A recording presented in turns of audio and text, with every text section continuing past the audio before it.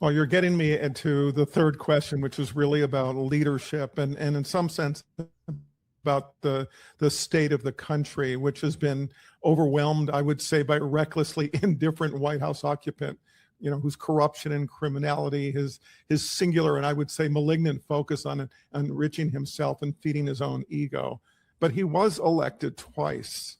And I'm curious, how concerned are you that Americans have grown accustomed to what I would say is sociopathic leadership, that it may be hard to return to a more honest, ethical leadership and a focus on good governance?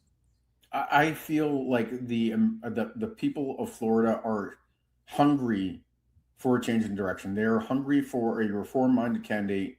They're hungry for a first-time candidate, but that's come out of a long career of public service and service at the highest levels of policy. And that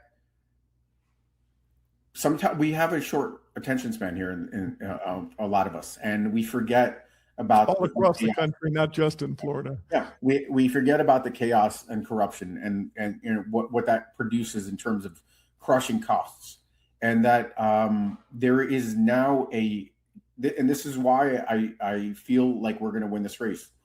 There is a deep hunger for a different direction. There is a deep hunger for some normalcy, getting away from the insanity of some of the reality TV and the corruption, and delivering folks that will hold the line, act morally and ethically. That there is a hunger for raising the bar on our electeds. It's interesting that too many people are dismissive and say, well, that's just politics, and to excuse bad behavior, instead of saying, well, that's politics. Those folks should be held to higher standards. And that's I think what I've been fighting for years, helping get veterans elected. And that's what I feel is connecting with certainly the right side of the spectrum. Republicans that are connecting with me, maybe in part on policy, but mainly on integrity and character and raising the bar on politics. And independents and Democrats also, but that's where my entry point is to the Republicans and conservatives. Is that part of the pendulum swing? In other words, that the exhaustion that people may be having with this kind of sociopathic leadership, that this sort of desire for actual public servants and ethical leadership, may, if you will, come back in vogue, given where we are. I absolutely think that's where we're headed. When people, my opponent, she didn't earn her space. Ashley Moody, she didn't earn her place in the Senate. She was appointed. And people don't know her. She has very low name recognition. She is a fundamentally weak candidate.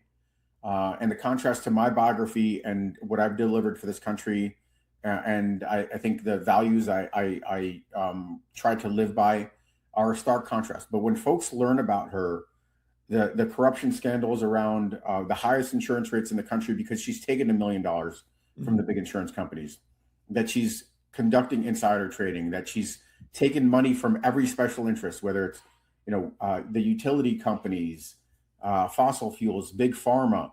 When they learn about this, they have no interest in her candidacy. That is the way that we're going to win, because this environment is singular. People are tired of corruption. They're feeling the pain, the cost. We're going to win because I have a strong biography of having delivered for this country and lived up to a high set of values, and we're going to win on contrast to a career corrupt politician. I think that's how we win this race. So you're leading me right into the fourth question, which is really a biographical question, right? Let's go back in time. You were born in Kyiv, in Ukraine. You came to America, to New York, as a small boy with your family. You pursued a life of service in the military as a student, a scholar of foreign affairs, and obviously much more. How has your immigrant experience shaped your life and your ideas about what it means to be an American? I think it's integral to who I am. I think it has given me an enormous amount of perspective on the contributions that immigrants lend to this country, deliver for this country, that generations upon generations of immigrants have come here to build this country. And I think it's given me a deep appreciation for how special this country is, singular in the world, in that even in this dark moment, it offers a promise. It offers the American dream to all who come here, that they could work hard and achieve. That is becoming harder because corrupt politicians are delivering for special interests, but that is still the promise. And my commitment is to revive that promise and make that promise real, to make sure that we do provide those kinds of opportunities to our citizens and the generations ahead. So I think it also is, frankly, a unique point of connection to the communities here in South Florida and Florida as a whole. We have a large immigrant population. My family coming here as refugees from the Soviet Union, starting with nothing. Dad, at the age of 47, hauled furniture for the first 6 months. We lived in a one-bedroom apartment.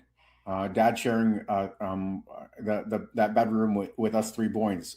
We thought it was terrific. I'm not sure how he felt about it, but and then landing a union job and working really hard to provide for his family. And the arc of that story is refugees to serving in the White House and now running for the Senate. My twin brother is a congressman in Northern Virginia. That is the American dream story.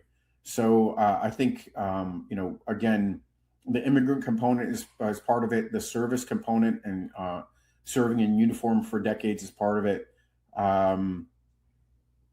Perspective of overcoming hardships, that's all part of it. How has it affected your sort of look at this massive lawless, deportation operation, which, obviously has hit so many people without due process? Yeah. It is absolutely un-American to treat folks like this. It is. This has nothing to do with border security.